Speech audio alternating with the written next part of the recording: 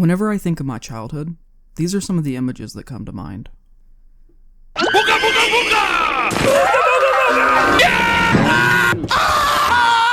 Get out. Return the slab.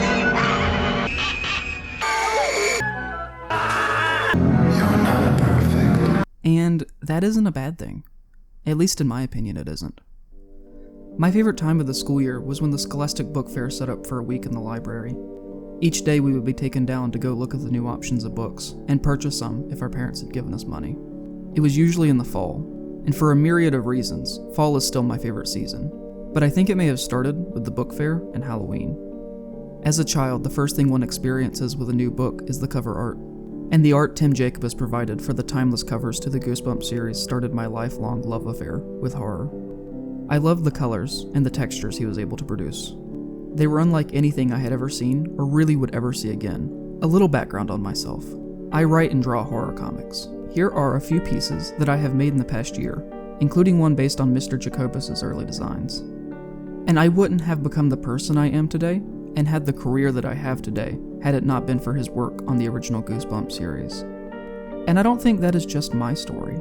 His art, paired with R.L. Stine's words and ideas, brought children's horror to the forefront of 90's culture, and became the second best-selling book series of all time. The two of them, with the help of Scholastic Books, made horror and Halloween popular in children's media for nearly a decade, by slowly swaying the cultural zeitgeist. And I think that is important, because Goosebumps, to me, was the gateway drug that led me and countless other children on the path to other writers, like Stephen King and Rod Serling. It's what made me a reader. When, in 2015, R.L. Stine met Stephen King for the first time, he said to him, "You know, Steve, one magazine called me the literary training bra for you." To which King replied, "Yes, I know." In the late 1960s, books such as The Other, Rosemary's Baby, and The Exorcist created a boom in the horror genre, which would persist on through the late 90s and early 2000s. And during this time, Scholastic saw an untapped market in children's horror. They launched a new banner for children's titles, called Scholastic Point Horror, with J.B. Stamper's Tales for the Midnight Hour being the first book published. They released a few titles throughout the 80s, most of which were just sequels to tales from J.B. Stamper. But with the overwhelming success to Scary Stories to Tell in the Dark from HarperCollins, they were able to ramp up production on horror series for kids in the late 80s and early 90s, starting the craze that lasted through the next decade.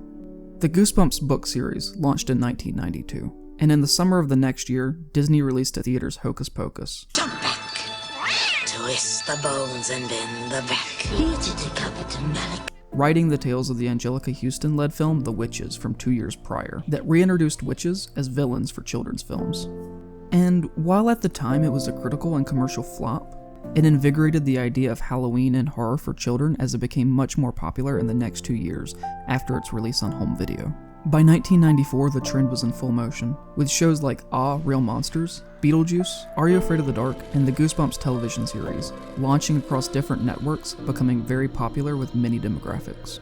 Even shows that were not horror-based shows either had Halloween-centric episodes or wildly horrific moments. I'm not Stu.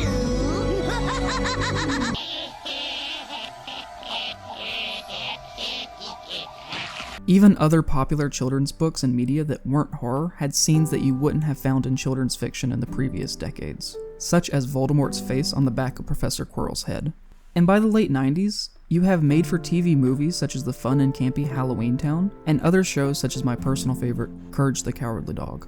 The Goosebumps books and subsequent show, along with the aforementioned Scary Stories to Tell in the Dark, were the three most challenged pieces of media in the early 90s by parent groups, until the Harry Potter mania began and lifted the heat from the series, which ultimately may have led to their respective ends, and the end of horror for children, as controversy always breeds a fan base, which is evident, because in the early 2000s, children's horror disappeared almost entirely.